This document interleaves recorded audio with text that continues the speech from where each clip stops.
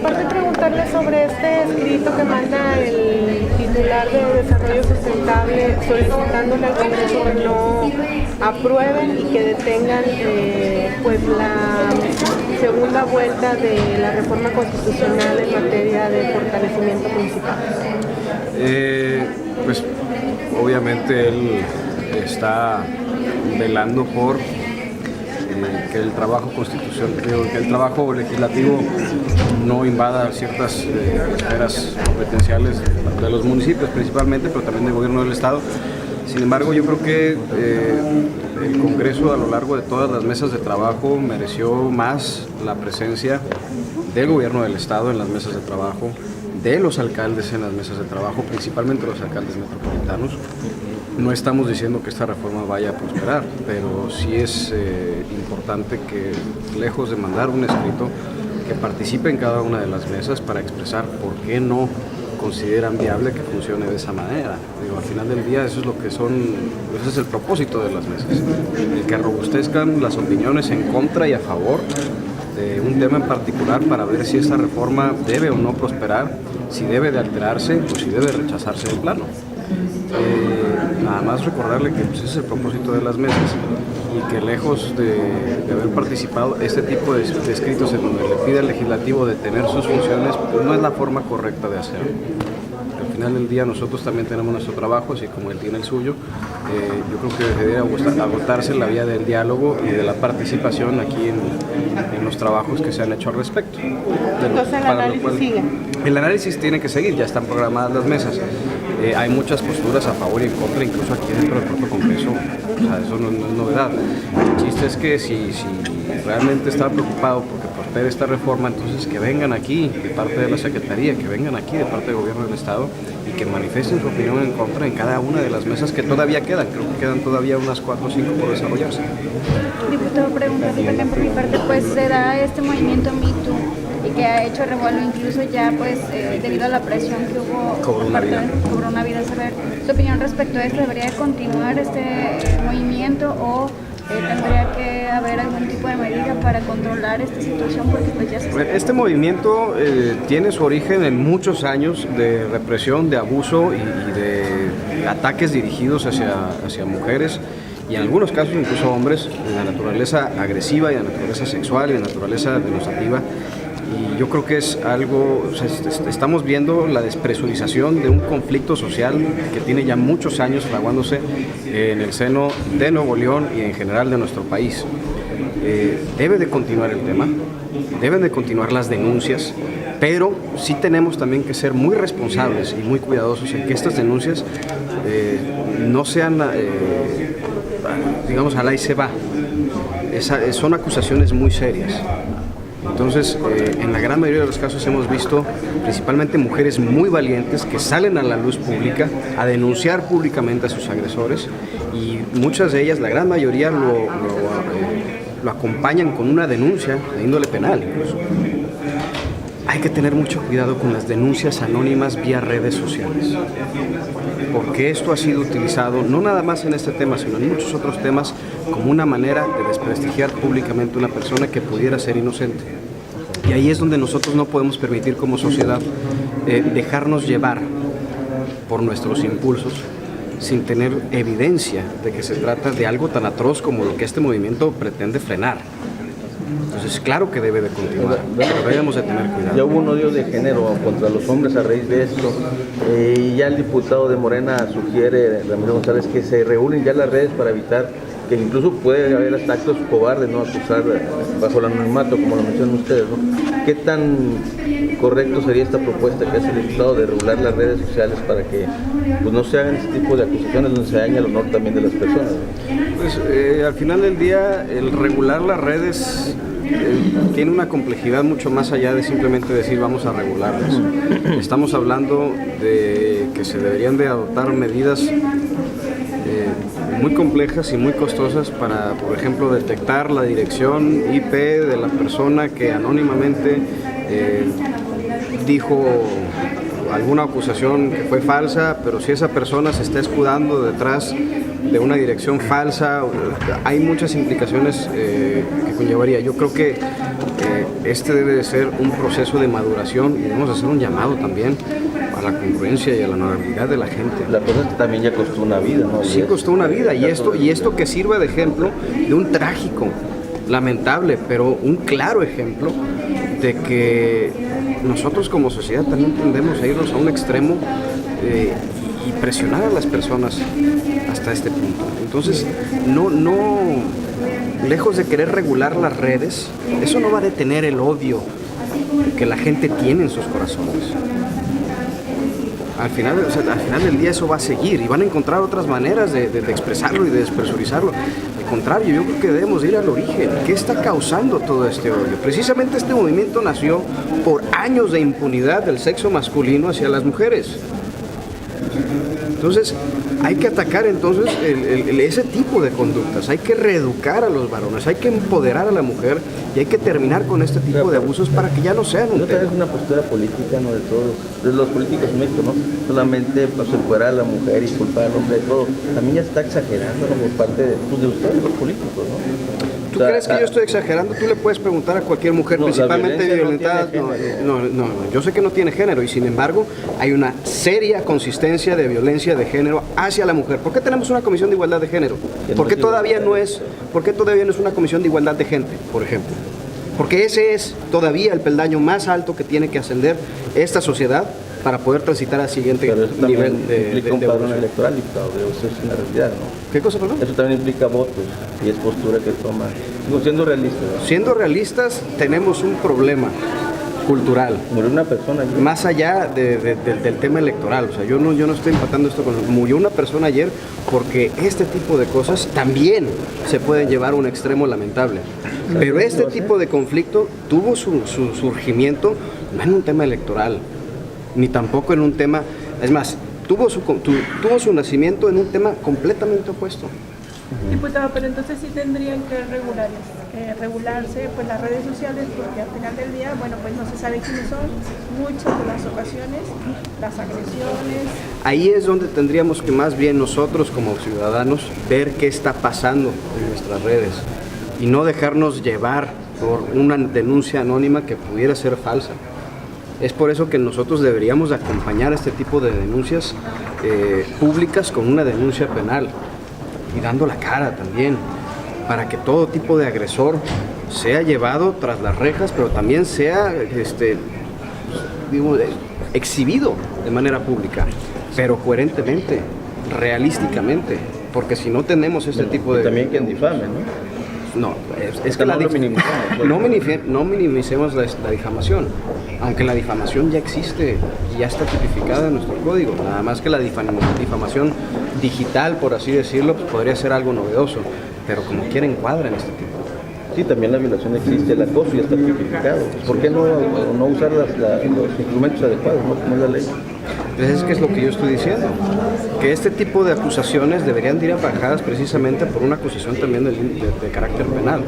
Hay que tener nosotros cuidado como sociedad de no reaccionar ante una denuncia anónima sin un sustento de que sea verdad, porque si no, entonces tenemos este tipo de conflicto. A ver, también este es un tema cultural, compadre. Tenemos un tema cultural en donde sí, tenemos un grave problema de discriminación hacia la mujer y eso ha generado ya una crisis también de odio que han generado el surgimiento de este movimiento de decir ya basta, y en donde muchas mujeres están poniendo un manotazo sobre la mesa de decir, miren, para que sepan todos y todas que a mí también me pasó. Por lo pronto, ¿qué se puede hacer, diputado? ¿Ignorar esas denuncias anónimas dentro de este movimiento? ¿Excluirlas? Hay que tener mucho cuidado cuando la denuncia sea anónima y no dejarnos llevar por ese odio. Pero ¿cómo saber que es anónimo? Porque, por ejemplo, lo que pasó con este músico, resulta que él se muere, se ahorca, y la persona que lo había acusado elimina la publicación que se hizo. Entonces, estamos viendo... Sin embargo, la publicación fue anónima. Sí, la publicación fue anónima y eso fue una acción irresponsable. Pero ya costó esa vida. Entonces, ese es el efecto, ese es al que se quiere llegar. Evitar que este tipo de situaciones desencadenen cosas trágicas como esta y que después el que la publicó elimine fácilmente y no haya un rastro para culpar a alguien o hacerlo responsable por estas acciones. Ahora, la decir, publicación está eliminada de la base de datos pública, sin embargo hay un rastro digital de eso. Las autoridades pueden solicitar el rastro digital para ver quién fue quien publicó eso. Nada más que tomemos en cuenta que por más atroz que sea esta situación, es una decisión personal del señor. Pero una presión, diputado. Claro, por mucha presión. Mucha presión. Y yo no quisiera, yo no me puedo ni imaginar lo que se siente estar en sus zapatos para tomar ese tipo de decisión. Yo leí su carta, sobre todo refiriéndose a esta salida un poco más digna y que le afecta un poco menos a su hijo que vivir con el espurio de un papá acusado de ser un violador y un acosador. O sea, no es cosa menor, nada más que ahí es donde tenemos que darnos cuenta que el poder de las redes sociales y del rechazo del público en general es muy fuerte. Y no podemos tomarnos estas cosas a la ligera. Tenemos que aferrarnos a este movimiento para que realmente sea un escarmiento para quien se lo merezca.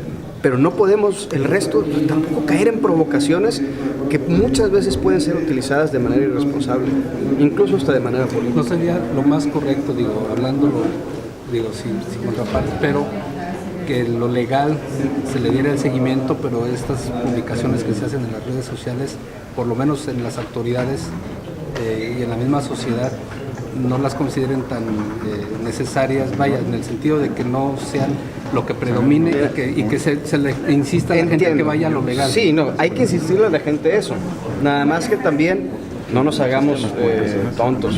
La gente tiene una seria desconfianza en nuestras instituciones legales y hay una seria desconfianza en la impartición y procuración de justicia en este país. Y hay también una muy grave falta de notoriedad de este tipo de casos a la luz pública. Y es por eso que mucha gente se ha salido con la suya. Porque no tenemos justicia jurídica por un lado y tenemos un silencio mediático por el otro. Y las redes sociales han permitido que mucha gente alce la voz y sean escuchados. Y de esta manera puedan denunciar públicamente y que la gente también tenga esa alerta y sepa de qué tipo de personas se trata. Y que una persona que a lo mejor tenía una reputación socialmente muy aceptada y muy decente, en realidad era una persona a la cual hay que tenerle cuidado. Hemos visto este tipo de cosas incluso hasta en sacerdotes. Toda una orden religiosa ha caído precisamente por este tipo de acusaciones que más adelante, primero eran chismes y decían no nos dejemos llevar por los chismes, que sea lo jurídico, que sea lo legal, hasta que se dio de manera tan repetida que nos dimos cuenta que lo jurídico no era suficiente y teníamos nosotros que despertar como sociedad. Entonces hay que tener un despertar de conciencia, no hay que dejar de denunciar pública y jurídicamente y hay que presionar para que lo jurídico sea al final lo que más pese. Y nosotros como sociedad hay que madurar para saber reconocer cuando algo sea falso y con la intención de dañar a alguien de una manera injusta. Porque así como alguien puede dañar a una persona con acoso sexual o con una violación, nosotros como sociedad podemos dañar irreparablemente a una persona acusándolo de algo que no hizo. Tenemos mucha gente que sufre una culpabilidad cuando es inocente. Diputado, nada más en otro tema preguntarle si ustedes respaldarían el solicitarle a la Auditoría Superior el que realice revisiones con relación a la calidad de los pavimentos que se están con los que se está bachando diferentes arterias del área metropolitana. Por supuesto que sí. De hecho, si revisas, la Auditoría Superior del Estado no incluye en su plan de auditoría temas de desarrollo urbano para el área metropolitana. No lo ha hecho, por lo menos en los últimos 2 años. Lo ha hecho de manera discrecional para municipios rurales cuando el desarrollo urbano más, fuerte lo tenemos en el área metropolitana. Esa forma tan discrecional e irresponsable de dejar de auditar pues preocupa mucho, porque luego tenemos hechos de corrupción innegables que han cobrado vidas, como el caso de Cumbres, como temas de bacheo, como el caso de Antigua. O sea, esas cosas ofenden. Entonces, por favor, que la auditoría no se haga pato y que por favor se ponga a auditar temas de desarrollo urbano también, que es de lo más crítico que tenemos actualmente en la zona metropolitana. De esa forma se pudiera evitar que estuvieran surgiendo los baches como actualmente sucede cada que llueve. Pues no sé si se puede evitar por completo, pero sí se debería de minimizar hasta un punto muy alto, porque pues ya sería mucho más difícil hacer pasar una omisión bajo un ojo de escrutinio versus pues hago lo que quiero porque estoy en el viejo oeste, nadie me dice nada, nadie me espía, nadie me observa, nadie me audita, entonces hago lo que quiero. Nada más es tu opinión, bueno, ya se revisaron las cuentas públicas, ahora sí ya aquí en el pleno, ¿no? ¿Cómo podemos darle lectura a esto? Solo fueron las del gobierno del estado. A mí me preocupa mucho que no se quiera eliminar el rezago de cuentas públicas que se tienen algunas hasta desde el 2009.